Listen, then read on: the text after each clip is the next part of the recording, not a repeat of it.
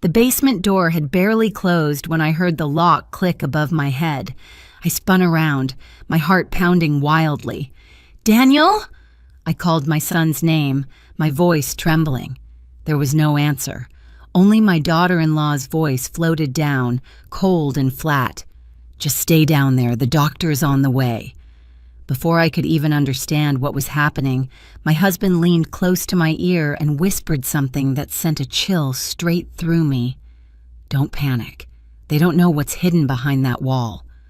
I followed his gaze, and for the first time after 46 years of marriage, I realized I had never truly known the man standing beside me. If you're still listening, tell me where you're watching from. Every comment you leave is another mark in this journey. And if this story has touched you, don't forget to hit like, so it can reach even further. For the first few seconds, I stood frozen in the familiar basement that had suddenly become foreign. The old ceiling bulb swayed slightly, its weak yellow light spilling over stacked cardboard boxes, old Christmas decorations, family photo albums, a few wooden chairs with broken legs that Howard had always refused to let me throw away.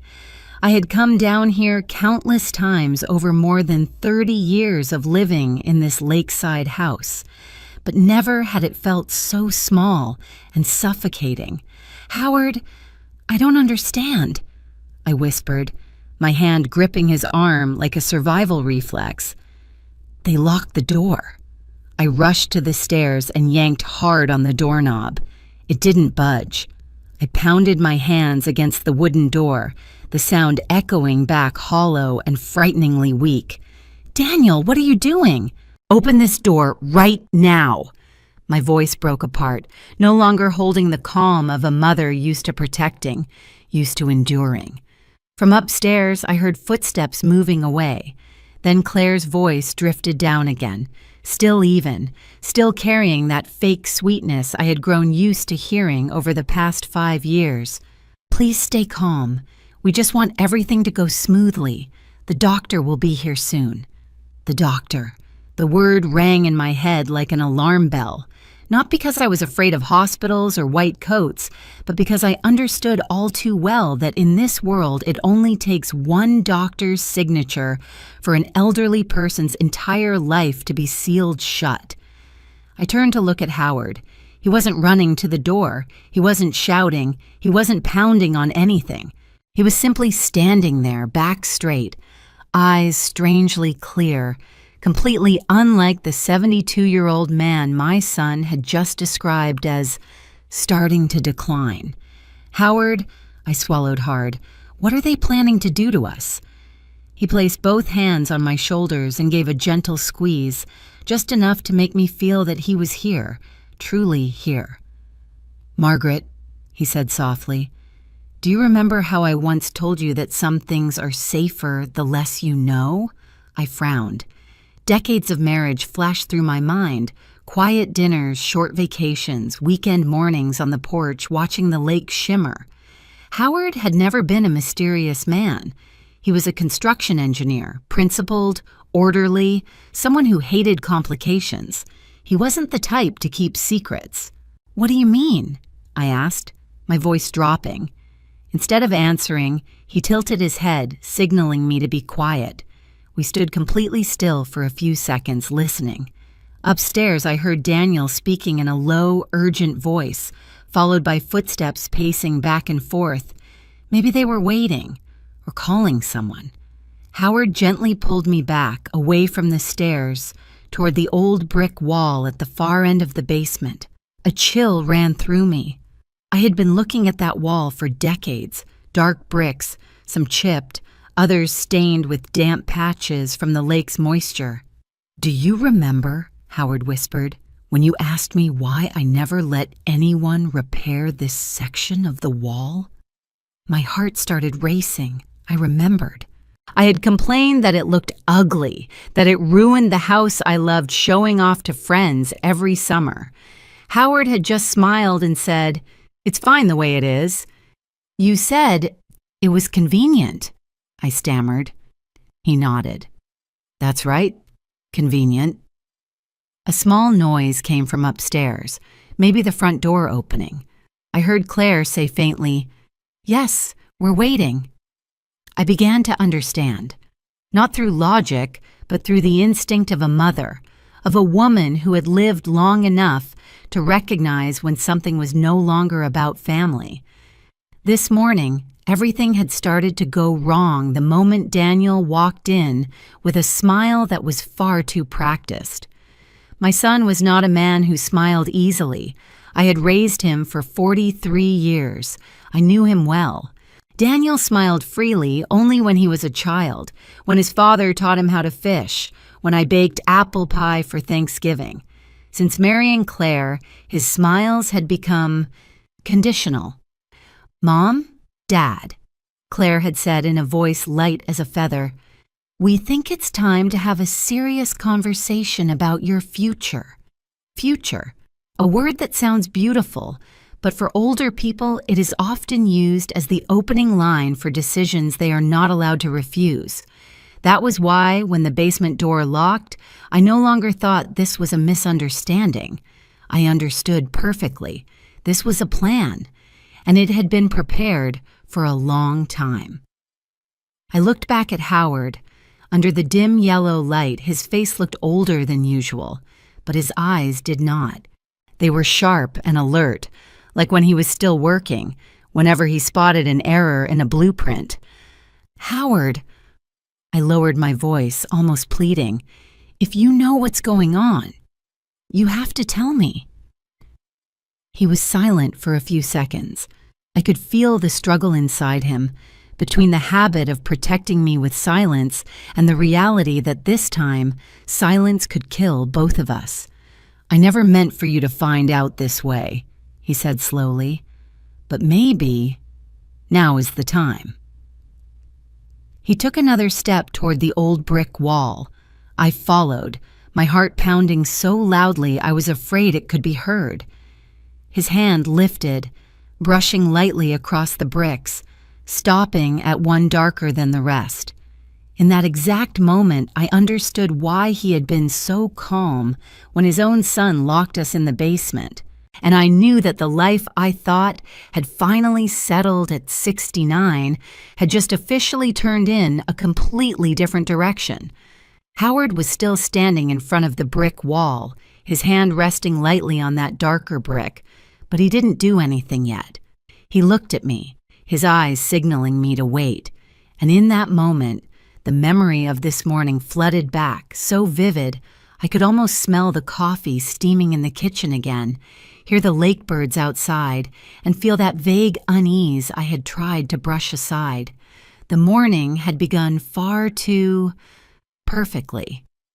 Daniel and Claire arrived earlier than usual. Too early.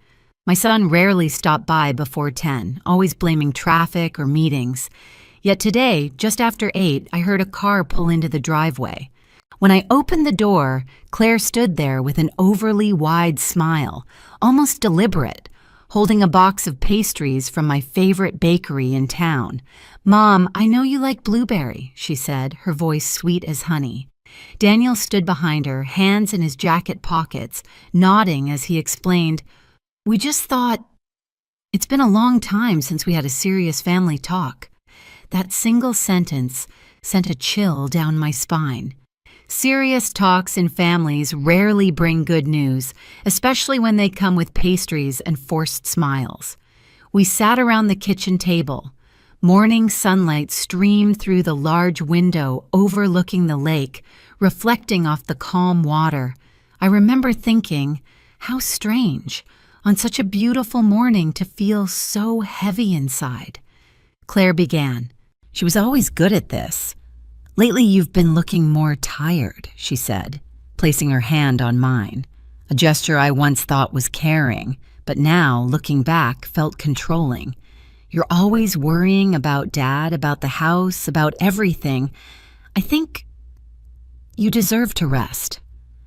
I was about to brush it off with a laugh, but before I could speak, Daniel continued, his voice slow and careful, like he was reading from a rehearsed script.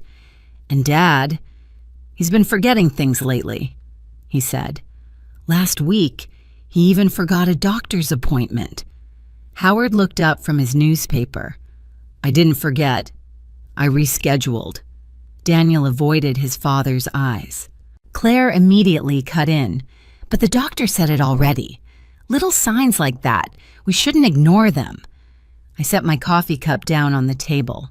The soft clink sounded louder than usual. Which doctor? I asked. Claire smiled. Dr. Cole, the one I introduced last time. I remembered that visit very clearly. A completely routine checkup, where Howard answered every question clearly, even joking that he remembered his doctor's schedule better than his own birthday. Claire leaned closer to me, lowering her voice into something intimate and concerned. Mom, we're just worried. People say at this stage many older folks don't realize they're getting weaker. I realized I was being placed into an invisible box, one labeled elderly and lacking self-awareness. Then Claire mentioned a name I had never heard before, Silver Haven Residence. It's a wonderful place, she said, her eyes lighting up. A high-end senior living facility like a resort. Private rooms, doctors on duty, 24 hours, an indoor pool, a book club. You'd love it. We already went to see it, Daniel added, unable to hide his enthusiasm this time. The scenery is beautiful. Security is great. You and Dad wouldn't have to worry about anything. I remember asking, very slowly, very carefully, how much does it cost? Claire hesitated for just a breath, then answered as if it were nothing. About $8,500 a month. For both of you. I did the math quickly in my head. $8,500 a month. More than $100,000 a year. I looked at Daniel, then at Claire. My son worked in sales, his income unstable. Claire worked at a bank, earning a decent salary, but not enough to casually cover a number like that. And who's paying? I asked.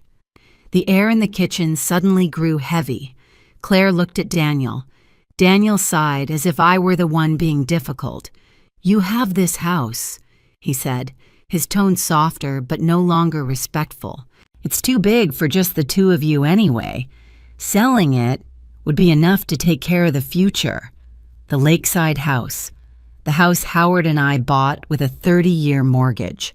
The house where Daniel grew up, where he learned to swim off the wooden dock in the backyard, where I once sat sewing his high school graduation gown. And now it was being spoken of as a number in a calculation. So, I said slowly, you want to sell your parents' house, put us in a nursing home, and then, what about the rest? Claire rushed to answer. You're misunderstanding. Everything is for you. The remaining money will be managed carefully. You won't have to worry about anything. I looked at Howard. He folded his newspaper and sat up straight. No, he said. Just one word. Clear, final. Dad, Daniel began. I said no, Howard repeated. We're not selling the house, and we're not going anywhere. I had never seen Claire's expression change so fast.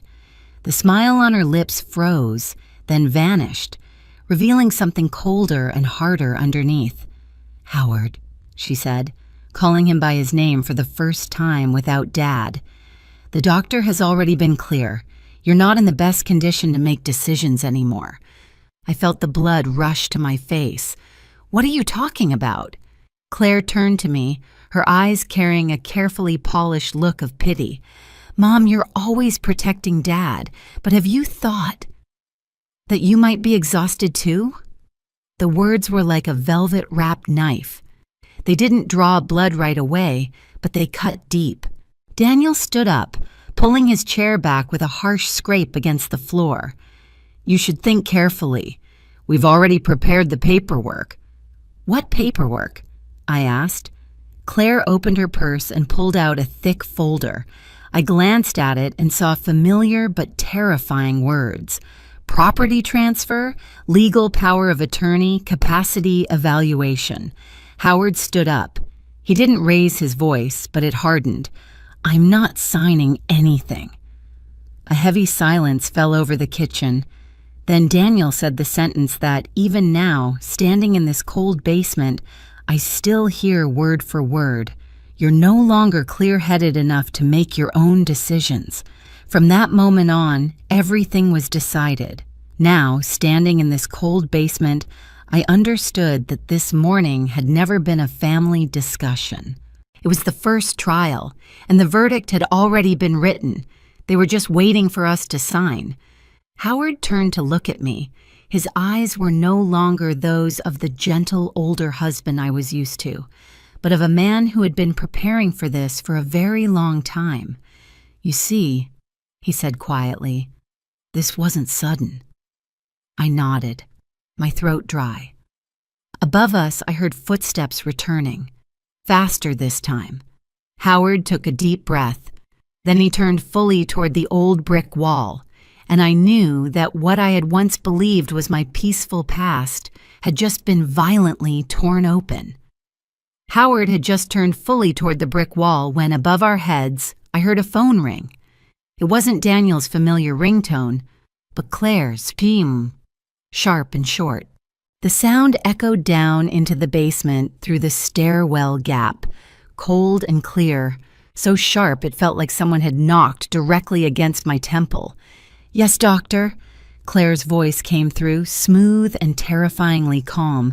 "I think their condition has worsened." I froze. Howard stopped. He didn't turn around, but I saw his shoulders tense slightly, a tiny, lightning-fast reaction, as if he had been waiting for this exact moment. "I know," Claire continued, lowering her voice, though every word still reached my ears. "The delusions are more obvious now. They believe we're conspiring against them. Yes, especially her. Me." I clapped a hand over my mouth instinctively, as if afraid that even breathing too loudly would be taken as proof of so-called delusions. My heart began to race, pounding so hard I felt dizzy. "Yes, Dr. Raymond Cole," Claire went on, sounding as though she were reading from a report.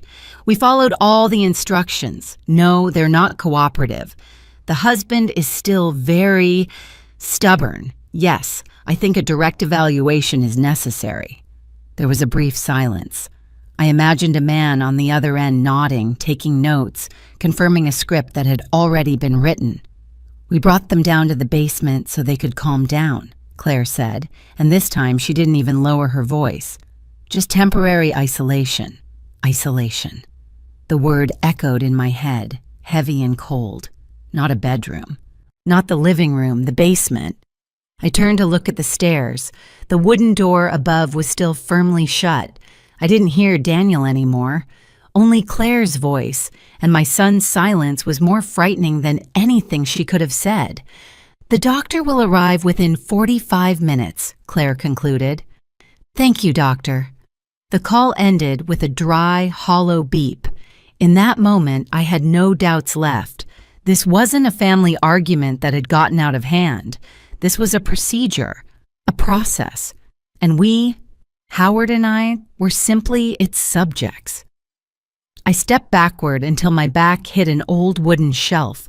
My knees weakened. I had to grab the shelf to keep from collapsing. "They're going to declare us incompetent," I whispered, my voice trembling so badly it startled even me. "Howard, they're really going to do it." He turned to look at me. His eyes weren't panicked. On the contrary, they were so calm it scared me. "I know," he said. Just 2 words, but they struck my chest like a blow. "You know?" I shook my head. "Since when?" "Howard, they just called a doctor. They're building a story, and that doctor is coming to confirm it." "Since Claire started asking me about my memory," he replied evenly. "Since Daniel asked if I still remembered my bank card PIN, since they started talking more about responsibility and safety than about family." I closed my eyes. Fragmented memories snapped together into a picture that was painfully clear. Questions that had seemed harmless. Concern that sounded like care, but was really inspection. Daniel? I whispered my son's name, as if saying it might somehow turn everything back to the way it was. How could you let this happen? I looked up at the stairs, as if I could see through the wooden door and into his face. In my mind, I saw Daniel as a little boy, brown-haired, scraped knees, running toward me after every fall from his bicycle. The child who once sobbed uncontrollably just at the thought that his parents might be angry with him. Now that same child was standing upstairs, silently letting his wife call a doctor to declare his mother delusional. Daniel couldn't avoid this, Howard said softly, as if reading my thoughts. He's already made his choice. I spun around. No, he's just being manipulated by Claire. You know Daniel. He's not that cruel. Howard didn't argue. He only looked at me, his eyes filled with both compassion and resolve. Have you noticed, he said, that he hasn't looked you in the eye once since this morning? The words stopped me cold.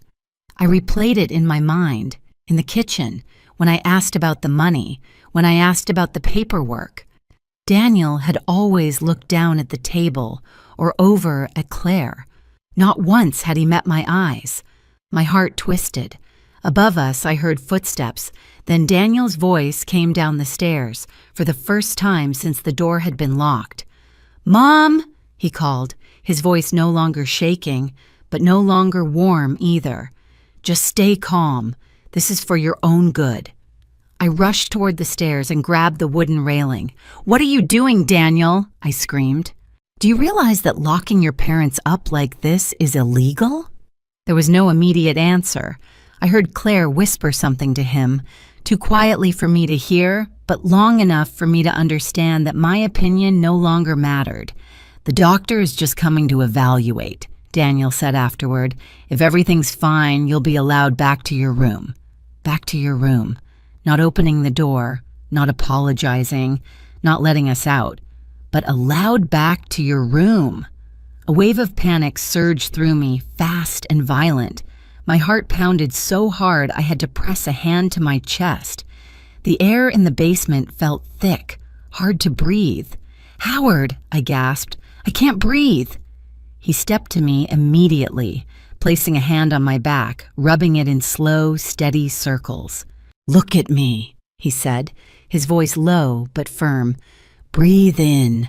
Now breathe out, slowly." I did as he said, though tears were already spilling over. In my mind, the worst possibilities lined up one after another.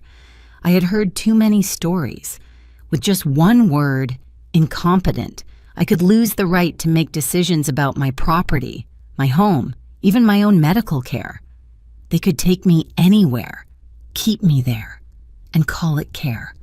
"Howard," I whispered, tears running down my chin. "If that doctor signs the papers, what do we do?" He looked straight into my eyes. "That's why I've been staying calm." The words sent a chill through me. Not fear, realization. The man standing in front of me was no longer the gentle, older husband I had known in daily life. "They think this basement is isolation," he continued, his voice low and clear. "But to me, it's something else." "What?" I asked, barely breathing. Howard turned his head, scanning the basement. Every corner, every shadow, every old brick. He didn't answer right away. "Margaret," he said finally, "do you trust me?" I didn't hesitate. "Yes." "Then listen to me," he said. "No matter what you hear upstairs, no matter what they say, don't react on instinct. Don't argue. Don't try to prove you're lucid.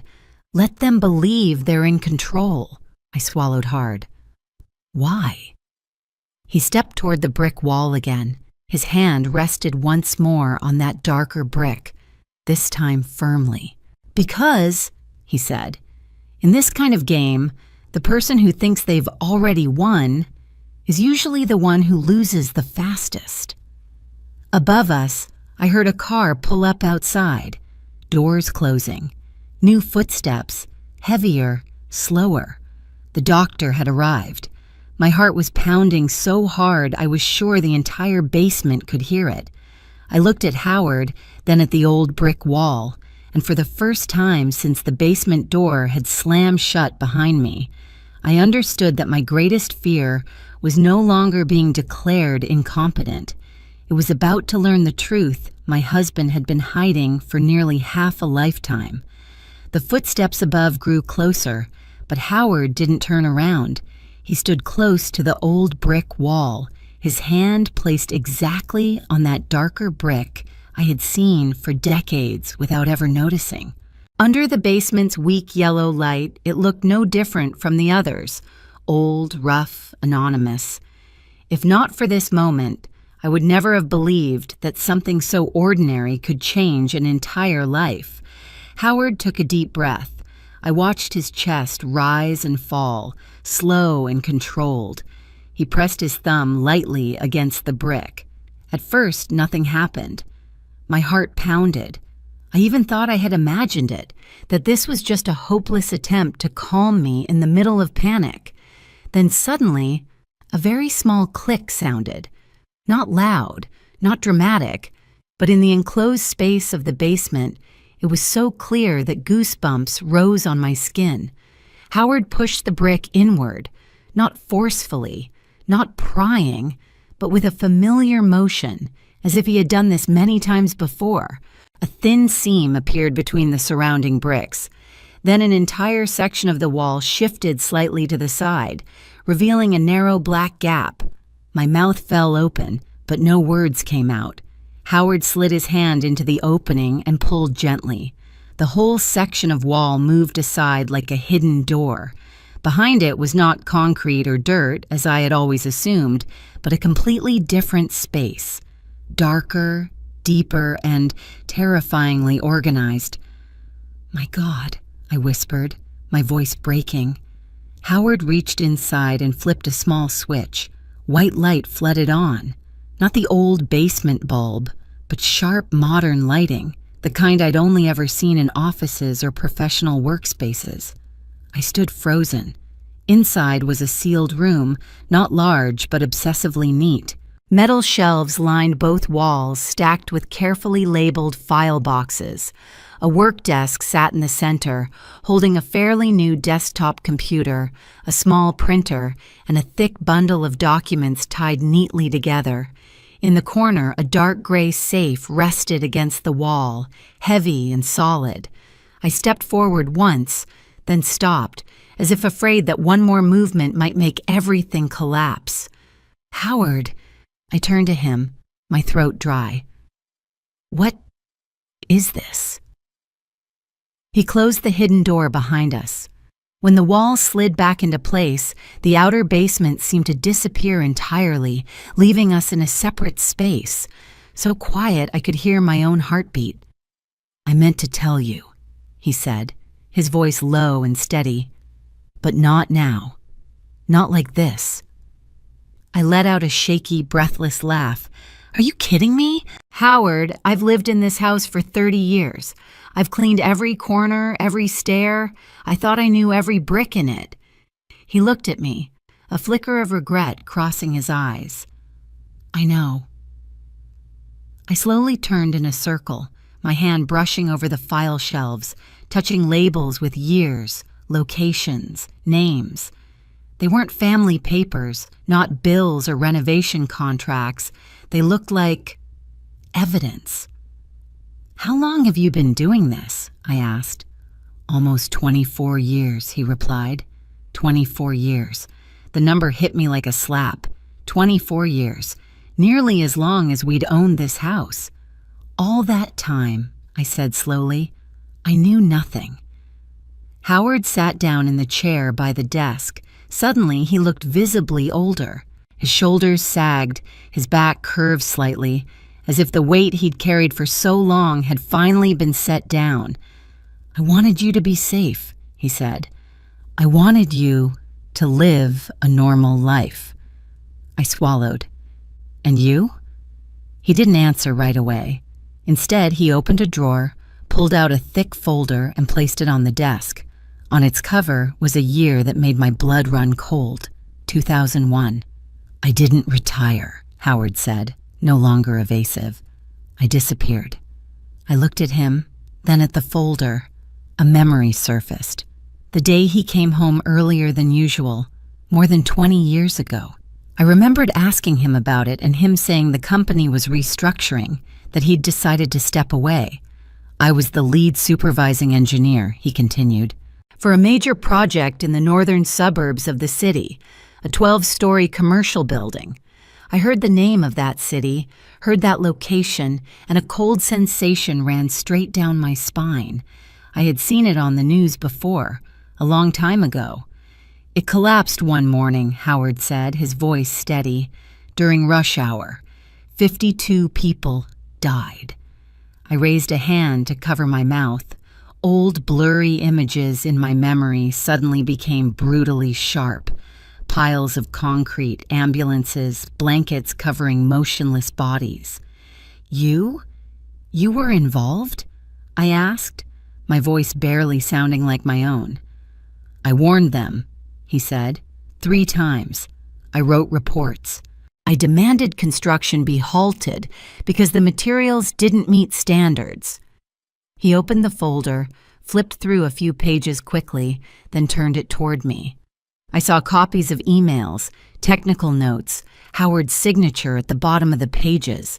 "They ignored it," he went on, "because replacing the materials would have cost an extra $2 million. And when the building collapsed..." He stopped and took a deep breath. "They needed someone to take responsibility." I understood before he finished. "You." Howard nodded. "They forged my signature. Said I had approved everything. The media needed a name. The authorities needed a culprit. And I was the perfect choice." I staggered back a step, gripping the table to stay upright. I looked at the man in front of me, the husband who had slept beside me for 46 years, and realized I had never known this part of his life. "They threatened me," Howard said, his voice lowering. "Not just me, you. And Daniel, who was just a boy back then." My heart tightened. "Threatened how?" "Accidents," he said simply. "Things that look like accidents." A heavy silence settled over the hidden room. I could hear cars passing somewhere far away, as if from another world.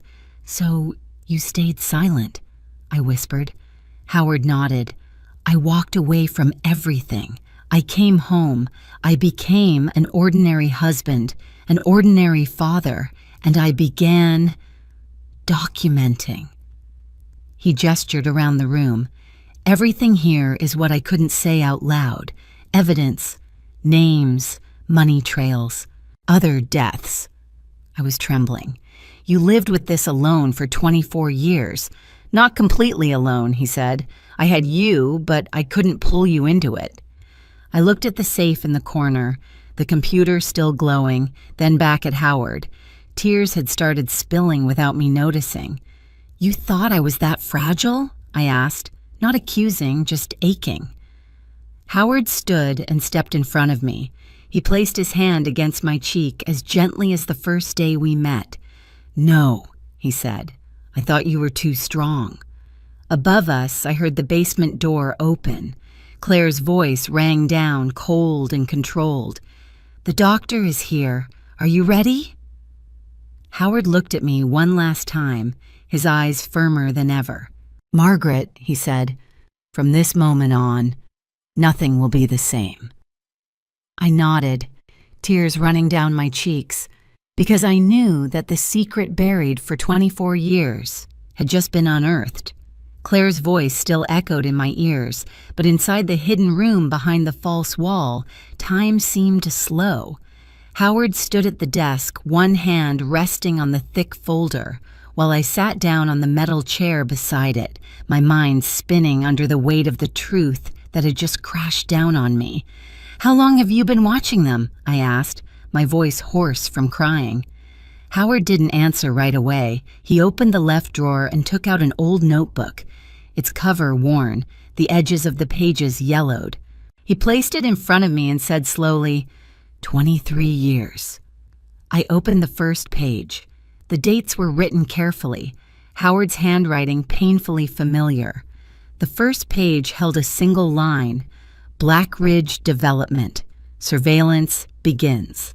Black Ridge Development. The name wasn't unfamiliar. I had seen it on billboards along the highway, on newly built office towers. In business articles Howard used to skim in the mornings. A large, successful corporation, praised as a symbol of modern urban development. Their chairman is Victor Harlan, Howard said, as if mentioning an old acquaintance, one of the most powerful men in this state. I looked up at him. You know him? Howard gave a thin smile. Not socially, but I know him very well. He pulled a file box from the shelf and opened it. Inside were copies of contracts, expense statements, printed emails, everything organized by year, by project, by name.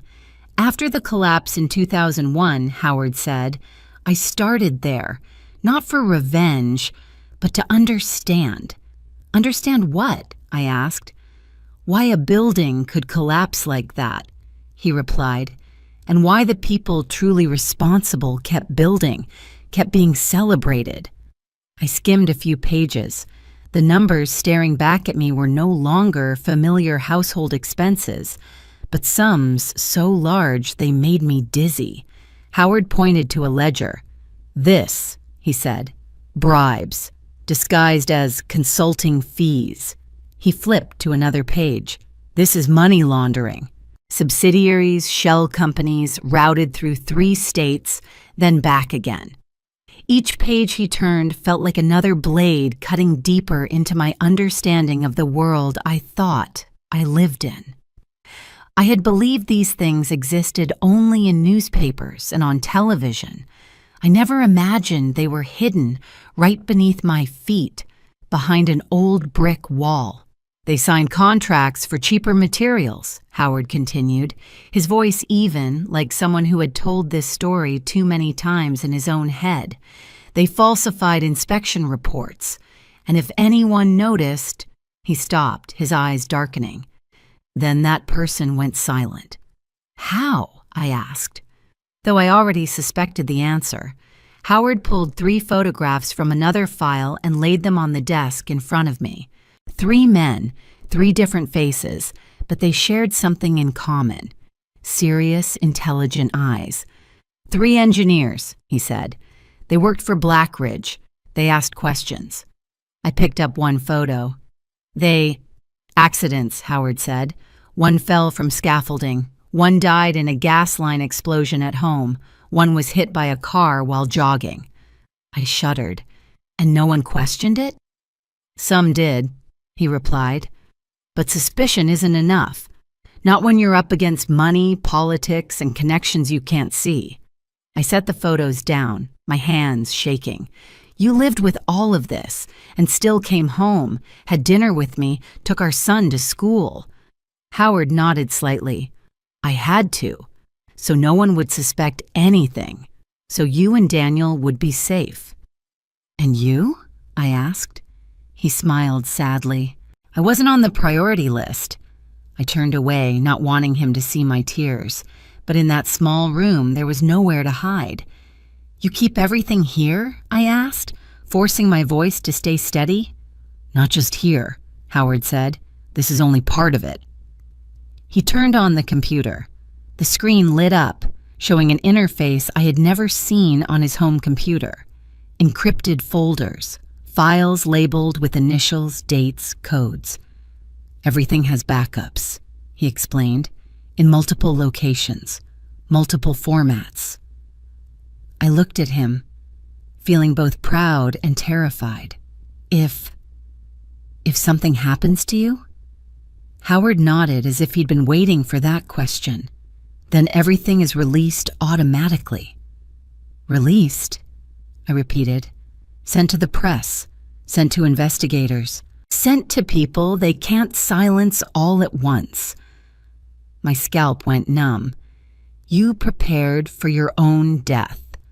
Howard shook his head. I prepared for the truth. A soft sound came from above, like a door closing. I held my breath. Howard glanced at his watch. "They think they're controlling the situation," he said quietly, "but locking us down here triggered the emergency protocol." "What protocol?" I asked. He turned to me, more serious than I had ever seen him. "Emergency protocol." He typed quickly on the keyboard. A small window appeared on the screen, a countdown ticking away. "This is a safeguard," he said. "If I don't confirm my safety status within a certain time, the system starts sending the data." My heart pounded. "Howard, you planned for this." "From the day I realized they would eventually come for me," he replied, "and possibly through my own family." I lowered my head, guilt flooding in.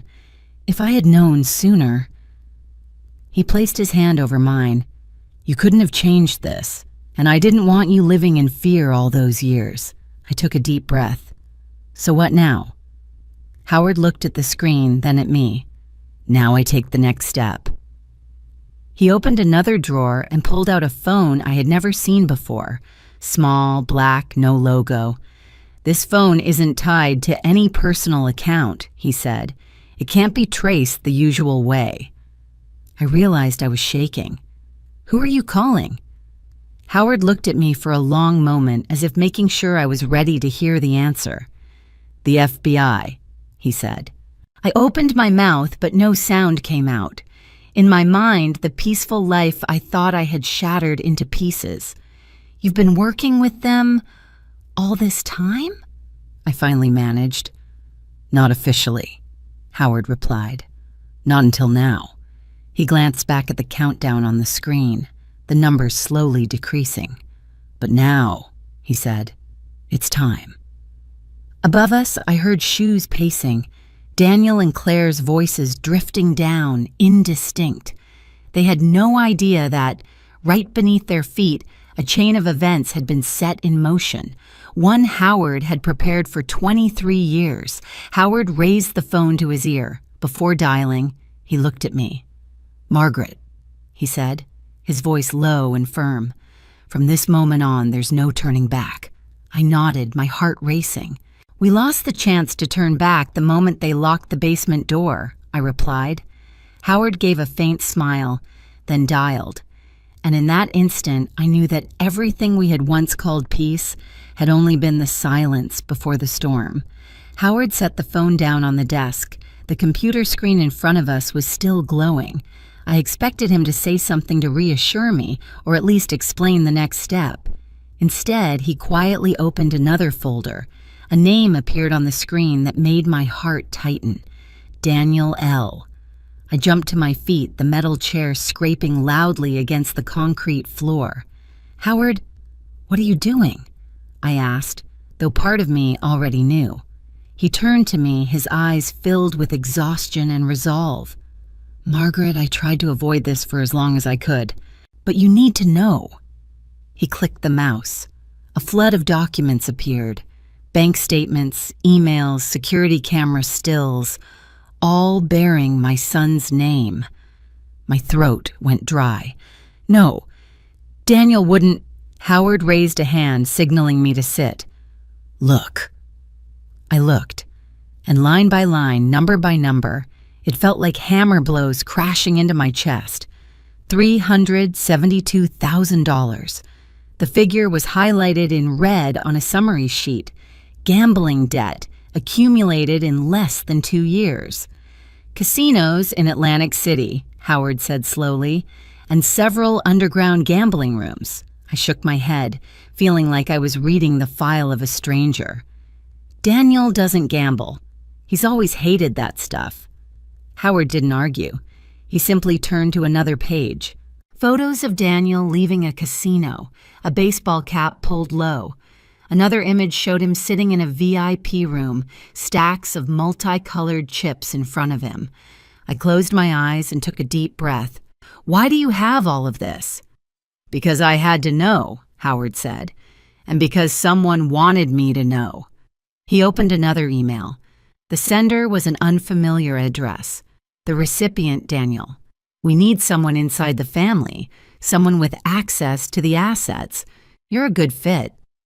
I let out a hollow laugh. "Family? Is that what they're calling us?" Howard didn't laugh. "They're talking about you and me." I looked at him, then back at the screen. "What about Claire?" I asked, my voice shaking. Howard typed a few keys. Another folder opened, labeled Claire B.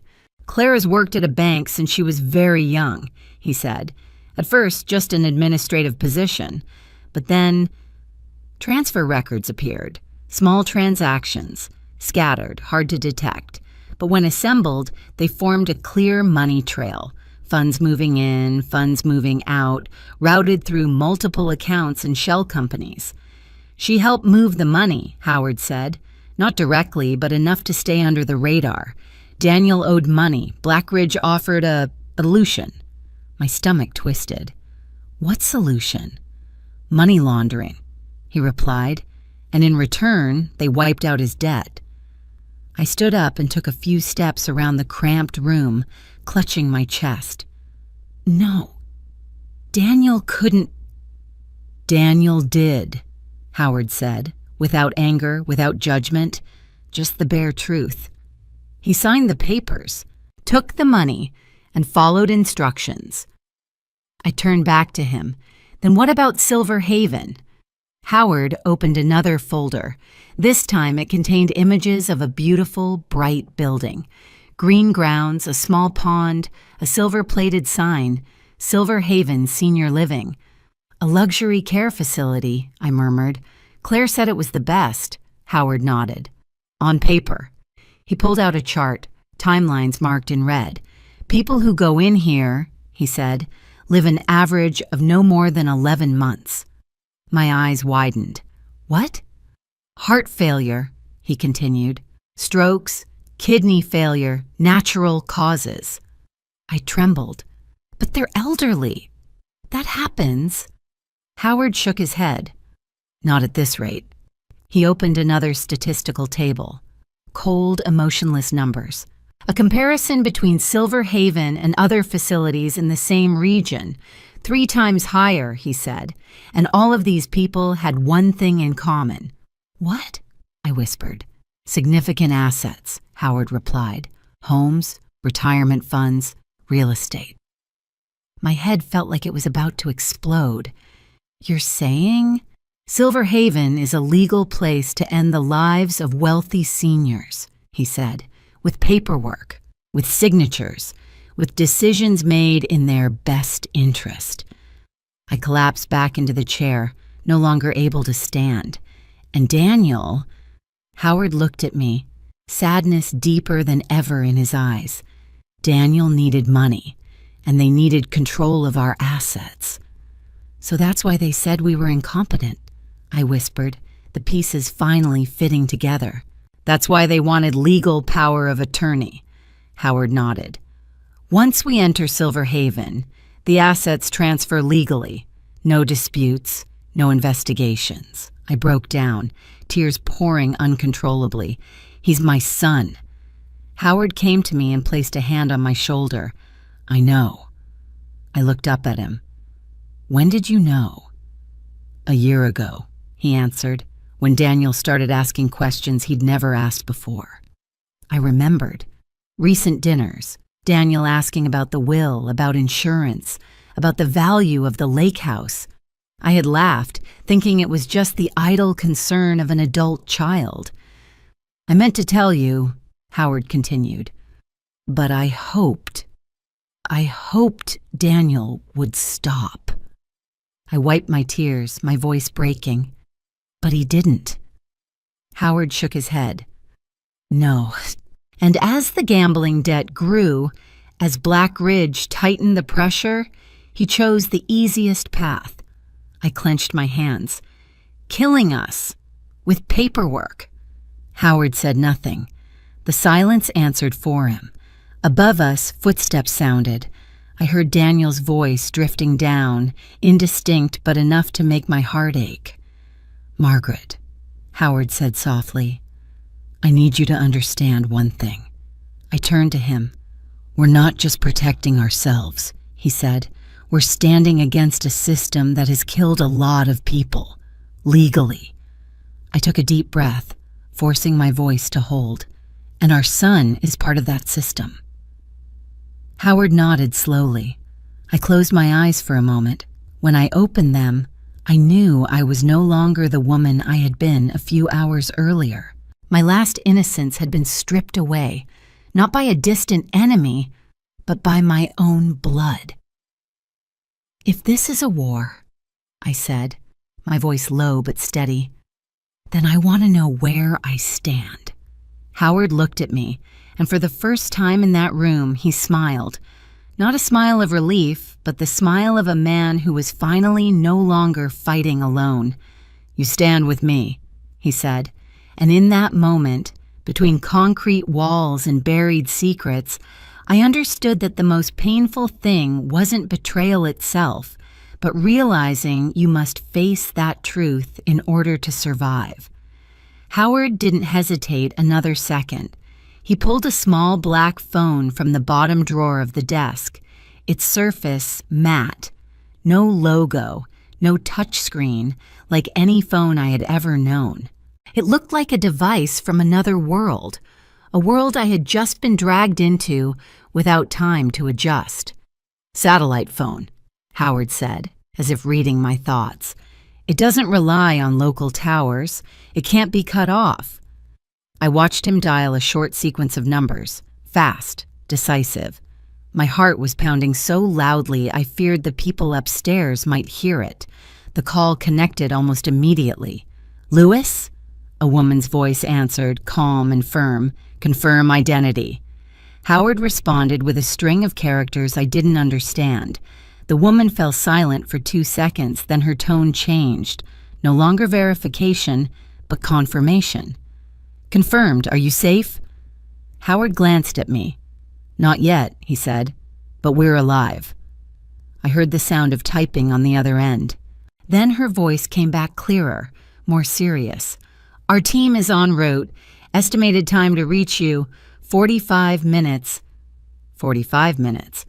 Under normal circumstances, that would be just the time it takes for a cup of coffee to go cold. Right now, it felt as long as an entire lifetime. "Silver Haven," Howard continued, "and Dr. Raymond Cole." "We know," the woman replied.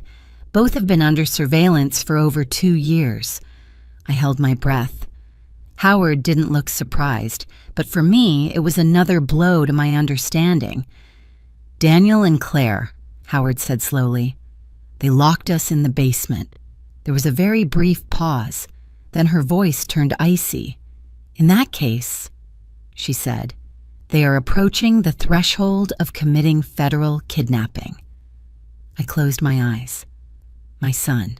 The word kidnapping sounded too distant, too brutal to be attached to the name Daniel, the boy who once sobbed when he broke his arm at 8, who used to call me every night his first week of college because he couldn't sleep. "We need you to remain where you are," the woman continued. "Do not confront them. Do not reveal yourselves." Howard nodded instinctively, even though she couldn't see him. "Understood." The call ended. Howard set the phone down, his hands still steady. I had to grip the edge of the desk to keep from collapsing. "You said, federal witness protection?" I asked, my voice so low I could barely hear it myself. Howard exhaled slowly, as if finally allowing himself to relax just a little. 5 years, he said. 5 official years. I turned to him, unable to hide my shock. 5 years, and I never knew. "Because you weren't allowed to," he replied, "and because I didn't want you to." I gave a soft, humorless laugh. You protected the whole world, but thought I couldn't handle the truth. Howard looked at me, his gaze gentle. "I thought that if you didn't know, you could live like a normal person a little longer." I was about to respond when a noise above startled me. A door slammed open, rushed footsteps. No more stealth. "Howard," I whispered, "something's wrong." Howard moved quickly to the computer and activated the camera system. The screen split into multiple small windows, each showing a corner of the house I thought I knew down to every creak. The living room, the front door wide open. Daniel stood there. But he wasn't alone. Beside my son were two unfamiliar men. Both wore dark jackets, solid builds, eyes so cold I shivered just looking at them on the screen. "Where's Claire?" I asked, my heart racing. Howard zoomed in on another camera. The back exit. Claire's car was gone. "She left," Howard said, his voice darkening. "She ran." My lungs felt like they'd been emptied. "She left Daniel behind?" "No," Howard replied. "She played her role, sent others." I looked back at the screen. Daniel was speaking to the two men. His face was tense, but not panicked, not the look of someone being forced. "Our son," I whispered. "Does he know who they are?" Howard was silent for a few seconds. Then he said, "Yes." One of the men walked to the basement door. I saw his hand rest on the handle, testing it lightly. The door didn't open. He turned to Daniel and said something. Daniel nodded. My heart slammed painfully against my ribs. "Howard, what are they going to do?" Howard didn't answer right away. He stared at the screen, like someone rereading a script he had predicted but still hoped wouldn't come true. "They want what's down here," he said finally. "The evidence, and if necessary, to eliminate the witnesses." I clenched my hands. "So our son is leading them," Howard said without flinching. A knock echoed from the basement door. Not polite, not asking. A knock meant to announce. "Dad, Mom." Daniel's voice came down through the thick concrete. "Open the door. This has gone too far." I stepped forward instinctively, the reflex of a mother, but Howard stopped me. "Margaret," he said softly. "Don't. I have to talk to him," I whispered. "He's still my son." Howard looked at me for a long moment, then he nodded. "1 minute. Just one." I moved closer to the door, my heart threatening to leap from my chest. "Daniel!" I called, forcing my voice to stay steady. "What are you doing?" There was a pause. Then Daniel answered, his voice deeper, harder. "You wouldn't understand, Mom. Everything is more complicated than you think." "It can all stop," I said, tears spilling. "You just need to leave this house. Right now."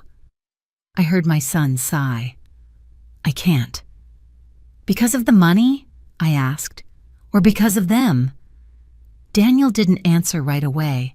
When he finally spoke, his voice was hoarse. "Because I've gone too far, Mom." I closed my eyes. In that moment, I understood that the person standing upstairs was no longer the little boy I once held in my arms. He was a man who had made a choice, and that choice was pushing all of us toward the edge. Howard pulled me away from the door. On the screen, one of the two men had begun scanning the walls, his gaze probing. "We don't have much time," Howard said, his voice terrifyingly calm. "They know there's something here." I looked at him, then back at the screen, where my son was standing among strangers inside the very house I had once believed was the safest place in the world. The danger was no longer a possibility. It had crossed the threshold. Howard didn't say another word. He simply took my hand and led me away from the desk area, deeper into the back of the hidden room. There, under the dim yellow light, I saw a low steel door almost blending into the concrete wall. "When did you do all this?" I whispered, my voice hoarse. "One night at a time," Howard answered shortly. "Over 2 years." He unlocked it. The door made a very soft sound and opened, revealing a narrow passage sloping downward, barely wide enough for one person to crawl through. Inside was pitch dark, the air cold and damp, smelling of earth mixed with metal. "A tunnel," I said. not sure whether I was asking or stating a fact. "It leads to the Miller family's house," Howard said. "3 houses south. They moved away last year." I stood frozen. "You even prepared an escape route?" Howard turned to look at me. His eyes weren't panicked, weren't dramatic. They held only the steadiness of a man who had prepared for this moment for a very long time. "Margaret," he said, "listen to me." He went back to the desk, opened a small compartment inside the safe, and took out a black hard drive, small enough to fit in the palm of my hand. "A complete copy," he said, placing it in my hand. "Everything." I gripped it, feeling as though I were holding our entire life, and perhaps the lives of many others. "No," I said immediately, shaking my head hard. "No way. If we go together." Howard looked at me for a long moment. "We can't." "What are you going to do?" I asked, my heart racing. He turned to a control panel mounted on the wall. On it was a red button covered by a clear plastic guard. "Destroy the evidence," he said.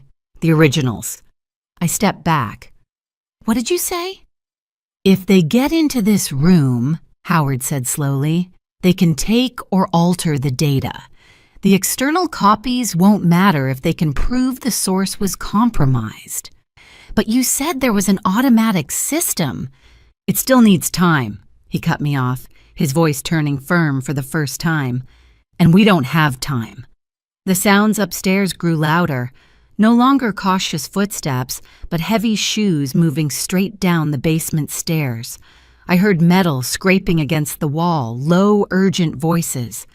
"Howard," I said, tears spilling over, "you can't stay."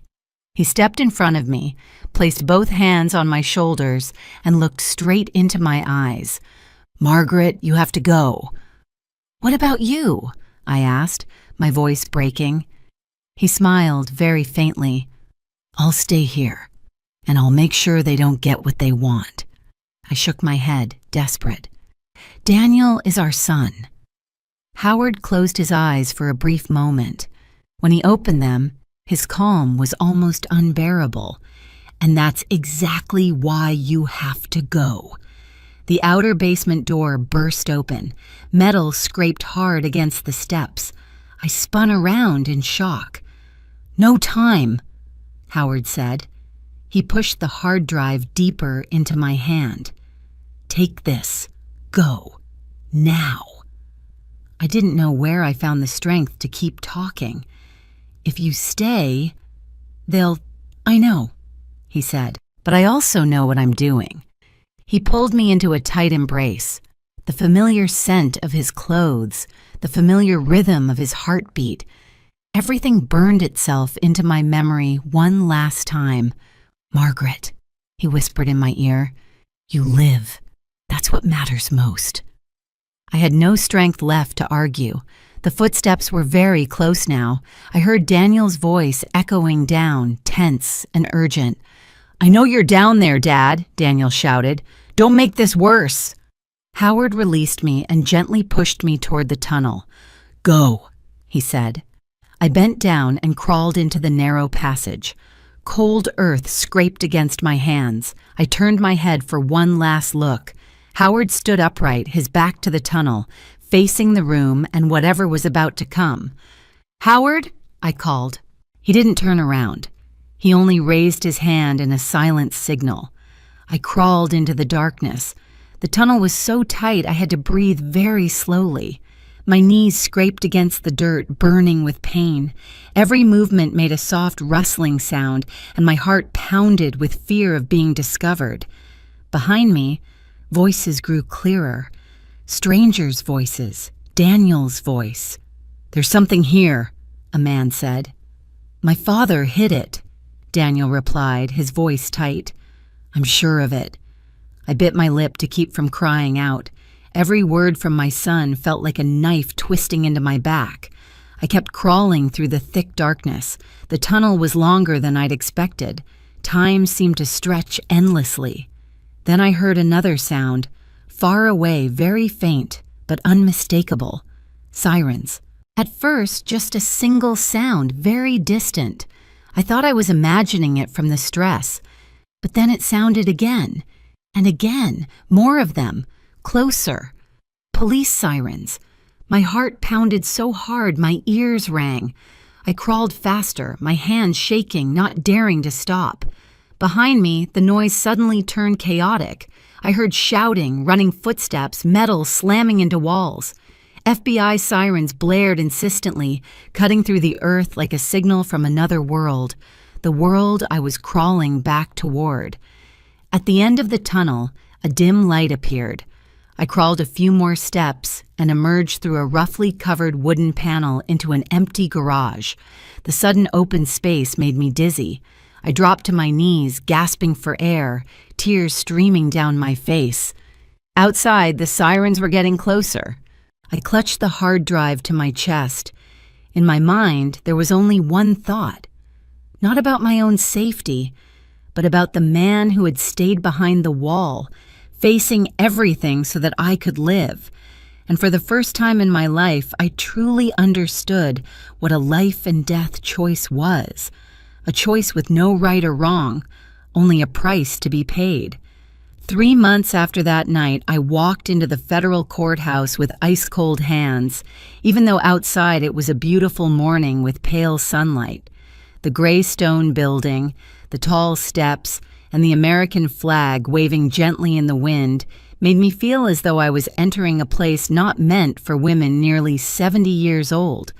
But then I thought of Howard, of the look in his eyes that night, and I kept walking. The courtroom was large, the ceiling high, white lights shining down on long wooden benches. I sat in the witness section, my back straight, but my heart pounding so hard I had to place my hands on my thighs to keep them from shaking. In front of me were the judge, the jury, the attorneys with thick folders. Across the room at the defendant's table, I saw Daniel.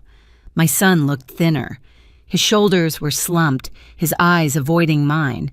None of the confidence he used to have. In that brief moment, old memories flooded back. His first day of school, his graduation day, the day he brought Claire home, holding my hand and smiling so brightly. I took a deep breath to keep from being pulled under by the past. When I stood to take the oath, my voice filled the terrifyingly quiet room. I heard my own voice, clear and slow, as if someone else were speaking through me. The prosecutor began with basic questions: my name, my age, my relationship to the defendants. Then he looked at me, his expression serious but not cold. "Mrs. Lewis," he said, "please tell the court what happened the night you and your husband were locked in the basement." I closed my eyes for a brief second. When I opened them, I no longer saw the courtroom. I saw the basement door slam shut. I heard the dry click of the lock. I heard Claire's cold voice from above. And I heard Howard whispering in my ear. I told them everything, without embellishment, without avoiding anything. I told them about the morning Daniel and Claire came over with smiles that were far too rehearsed. About Silver Haven, a name that sounded like a dream retirement, but was actually a doorway to death. I spoke about the paperwork, the legal phrases used like scalpels, slowly cutting away our right to decide for ourselves while still appearing lawful. In the courtroom, I saw people lowering their heads to take notes. I saw an older woman in the gallery raise a hand to her mouth, tears silently falling. When I described the hidden room behind the false wall, the years Howard had spent secretly collecting evidence, the entire room seemed to hold its breath. I didn't hide the fact that I had known nothing. I didn't pretend to be stronger than I was. I said plainly that I had trusted my son, trusted the ordinary life I thought I had. Then came Silver Haven. The prosecutor displayed documents the FBI had collected. Charts, statistics, cold numbers filled the large screen behind me. Mortality rates, the average time from admission to death. asset transfers that took place shortly before. Did you know, he asked me, that Silver Haven has had more than 300 suspicious deaths over the past 5 years? I shook my head, my throat tightening. I only found out when it was already too late. A man stood up from the gallery. His hands were shaking, his voice breaking as he asked to speak. The judge allowed it. He introduced himself as the son of a woman who had lived at Silver Haven. They told me my mother died of heart failure, he said, tears streaming down his face. But she was healthy when she went in. Just 6 months later, she was gone. The air in the courtroom grew heavy. I realized I wasn't just telling my own story. I was standing among countless others, other lives, other pain buried beneath officially stamped documents. When it was Daniel's turn to be questioned, I didn't look at him. I was afraid that if I did, I wouldn't be strong enough to continue. His attorney spoke of financial pressure, of debts, of manipulation by Claire and Blackridge's people. I heard every word, each one like a small but deep cut. Did you know, the prosecutor asked Daniel, that locking your parents in the basement and attempting to declare them legally incompetent could have led to their deaths? Daniel was silent for a long time. Then he nodded. Just one small nod, but enough to send murmurs through the courtroom. Then why did you still do it? Came the next question. Daniel lifted his head. For the first time during the entire trial, he looked at me. His eyes were red, exhausted, with nothing left to hide. Because I thought I had no other choice, he said. I closed my eyes, not because I couldn't bear the truth, but because I realized it had existed for a long time. I just hadn't wanted to face it. Claire was different. She cooperated. She provided names, addresses, methods of transferring money. She spoke smoothly, clearly, like someone who had prepared for this moment long ago. In exchange, her sentence was reduced. I wasn't surprised. Claire always knew how to survive. On the day of sentencing, I sat quietly in the front row. Daniel received a sentence the attorneys called severe but appropriate. I heard the numbers, the legal terms, but they all blurred together. In my mind, there was only the image of a child who once held my hand to cross the street, now standing before the judge. When the trial ended, I walked outside alone. The late afternoon sun warmed the courthouse plaza in a strange, gentle way. I stood there for a long time, breathing, feeling my heartbeat slowly return to normal. I had once believed that being a mother meant carrying every mistake of your child on your own shoulders, that if a child went astray, it must be because you hadn't done enough. But standing in that courtroom, hearing hundreds of stories, both similar and different, I understood something. A mother's love doesn't make her child good or bad. It only gives them a place to begin. The rest, Isha, is their own choice. I was in pain. There's no other word for it. But I no longer blamed myself. I stood up, I told the truth, and I did what so many people are afraid to do. I looked betrayal straight in the eye, called it by its name, and did not turn away. When I left the courthouse, I knew my life had entered a different chapter. Not a chapter of fear or silence, but a chapter of awakening. And even though the price I had to pay was the pain of being a mother, I accepted it, not as a punishment, but as a truth that had to be faced, so that I could continue living the rest of my life fully and without bowing my head.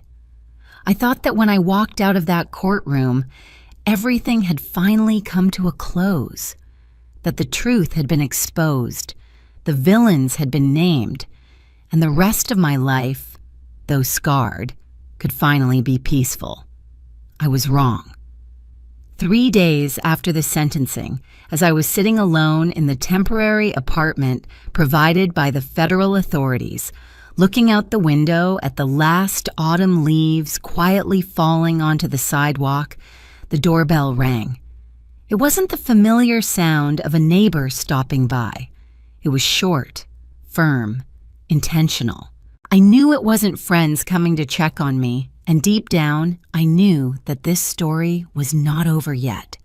2 FBI agents stood outside the door. They didn't need to introduce themselves. I had grown too familiar with the badges on their jackets, with those eyes that were both polite and alert. "Mrs. Lewis," the woman said, her voice low and measured. "We need to talk to you. Again." I invited them in. The small room suddenly felt tighter, as if the air itself understood that what was about to be said would not be light. The man opened a black briefcase and placed on the table a folder thinner than the ones I had seen before, yet heavy enough to weigh on my heart at first glance.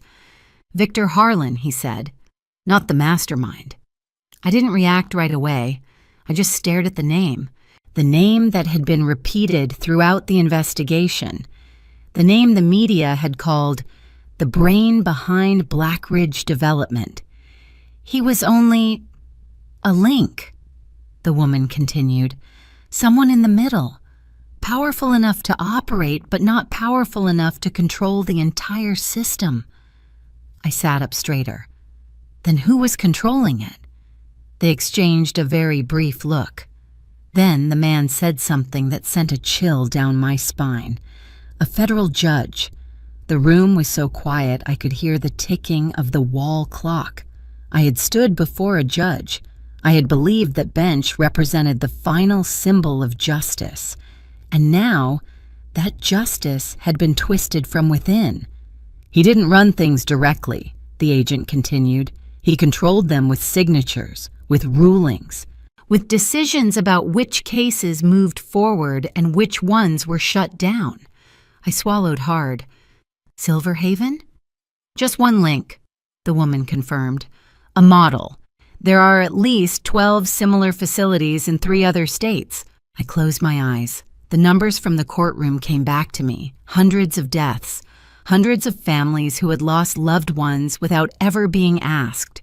"Howard," I said softly, almost by reflex. "My husband, did he know?" The man shook his head. "Not in the way you're thinking." He flipped to another page.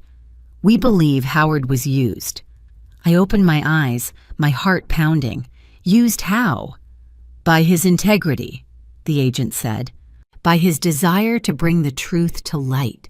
They explained it to me, piece by piece, each one falling into place with painful, brutal clarity.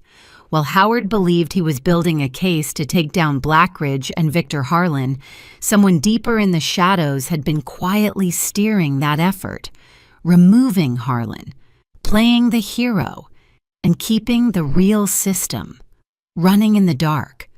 "Your husband was an engineer," the woman said slowly. "He thought in logic. He believed that if the biggest link fell, everything else would collapse. But it didn't," I whispered. "No," the man replied. "Harlan was expendable." I sat there in silence. In my mind, I saw Howard in that hidden room, his eyes steady, believing he was doing the right thing, believing that once the truth came out, it would correct everything on its own. "So, what do you need me to do?" I asked, even though I had already sensed the answer. The woman placed both hands on the table and leaned toward me. "We need you to continue testifying." I let out a soft laugh, not because it was funny. "I already testified." "Not enough," she said. "What you know, what you've lived through. It can open other doors." I shook my head. "I'm not an investigator. I'm just a woman who lost her husband, lost her son, and nearly lost her life." The man looked at me, his gaze not coercive. "That's exactly why your voice carries weight." I stood and walked to the window. Outside, the city kept moving as if nothing had happened. People going to work, shopping, laughing. No one knew that beneath that orderly surface was a network that had taken so many lives. "I don't know if I have the strength," I said, my voice tired. "Every time I tell it, I relive everything." "We understand," the woman said softly. and we won't force you." I turned back to them. "But if I don't, then those people," she said, "may never be named." In my mind, I saw the man who had stood up in the courtroom, the son who lost his mother at Silver Haven, the older women who had covered their mouths and cried as they listened to me speak. I thought of myself just a few months earlier, naive, believing that family and the law were enough to protect me. "You're saying the truth goes deeper," I said, "and that I've only seen the surface." The man nodded. "That's right." I closed my eyes. In that brief darkness, I heard Howard's voice, not from a specific memory, but from the essence of who he was, his steadiness, his belief that silence was never the answer. When I opened my eyes, I knew I couldn't turn away. "I need time," I said. "Of course," the woman replied, "but you should know. We don't have much." After they left, the room grew quiet again. I sat down, feeling the weight of everything I had just heard pressing on my chest. Victor Harlan was not the mastermind. Silver Haven was just one link. Howard, the man I loved for nearly half my life, had been used as a tool to clear the way for someone else. The truth was not only painful, it was more complex than anything I had ever imagined. I looked at my hands. The hands that had trembled while signing papers, that had clutched the hard drive in the dark tunnel, that had rested on the witness stand in court. I was no longer the woman I used to be. That evening, I took out a stack of blank paper. I began writing down names, faces, stories I had heard in the courtroom. Each line was a reminder that if I stopped, everything could sink back into silence. I was still afraid. I was still hesitant. But the memory of the victims, those who never had a chance to stand up, pushed me forward, and for the first time since everything began, I understood that I was not just a witness to a conspiracy. I had become part of the truth, a truth still waiting to be pulled into the light. It took me nearly a week to make my decision, not because I didn't understand the importance of speaking out, but because I understood the cost all too well. I had seen what happened to those who asked questions. I had lived with a man who carried the truth in silence for more than 2 decades, and I knew that once you stepped into the light, there was no way back. Then, one very early morning, while the city was still wrapped in a thin layer of fog, I made myself a cup of coffee and sat at the kitchen table. The first sunlight of the day fell across the old wooden surface where Howard and I had sat facing each other hundreds of times. I placed my hand on that table, closed my eyes, and in that moment, I no longer hesitated. I called the FBI agent back. "I agree," I said. My voice was so calm that I surprised even myself. "I'll go public with the story." Everything moved very quickly after that. So quickly that it felt as if I were being swept along by a current that had been waiting for a long time. Journalists began reaching out. Interviews were scheduled. The same questions repeated over and over, drilling into details I had tried to forget just to survive. The first time I sat in front of a camera, I trembled. Not because I was afraid of judgment, but because I knew I was opening the door to so many painful memories. Not only mine, but others as well. "I'm not a hero," I said in that first interview. "I'm just a woman who almost lost her right to live, and I don't want that to happen to anyone else." The program aired that evening. I didn't dare watch it. I turned off the television and sat in the quiet living room, listening to the clock tick. But the next morning, my phone began ringing non-stop. The first calls were from strangers. A woman with a trembling voice introduced herself as the daughter of someone who had lived at Silver Haven. An older man called to say his wife had died just 8 months after entering a nursing facility, and he had never understood why all the property paperwork had been handled so quickly. They told their stories. I listened. Some cried, some were angry. Some stayed silent for a long time on the other end of the line, as if for the first time in their lives, they no longer felt alone. The media response was stronger than I had imagined. Not just one article or one program, but a wave of independent investigations. Journalists digging into old rulings. Decisions that once seemed harmless were suddenly examined under a different light. The name Silver Haven appeared everywhere. Then other names followed. Premium care facilities with unusually high death rates, hastily signed rulings, files closed without questions. And then the name the FBI had mentioned, the federal judge, began appearing in the headlines. At first, just suspicions, then evidence, accounts and relatives' names, financial ties that could not be explained. The day he was arrested, I was sitting in a small waiting room at a newsroom, preparing for another interview. A young assistant walked in, eyes wide, her voice unable to hide her shock. "They just arrested him," she said, "right in his office." I didn't cheer. I didn't feel victorious. I simply sat down, placed my hand on my chest, and felt a lightness, as if part of an invisible burden had finally been lifted. The network began to collapse in ways I had never thought possible. Not in a single day, not with one decisive blow, but piece by piece, link by link, pulled into the light and forced to face the truth. New investigations were opened. Old rulings were reviewed. Hundreds of families received answers they had waited years for, even though those answers could never bring their loved ones back. During those months, there were times I was exhausted. Nights when I lay staring at the ceiling, wondering whether I had done the right thing, whether reopening all that pain truly brought any good. Whenever that happened, I thought of Howard, not in a sentimental way, but in a very practical one. I thought of his patience, the way he documented every detail, not out of hatred, but because he believed the truth had to be protected. I thought of how he had always stood behind me throughout our marriage, quietly, without show, but unshakably steady. And I understood that in some way he was still standing behind me now. I was no longer just a witness. I began to be invited to hearings on elder rights. I spoke to community groups. I met older people living alone, people who had signed documents without fully understanding the consequences. "I'm not here to tell you what to do," I often said. "I'm here to say that you have the right to ask questions, the right to refuse, the right to live out your life without being treated as an asset that needs to be handled." Gradually, I realized I had become something I never imagined, an advocate.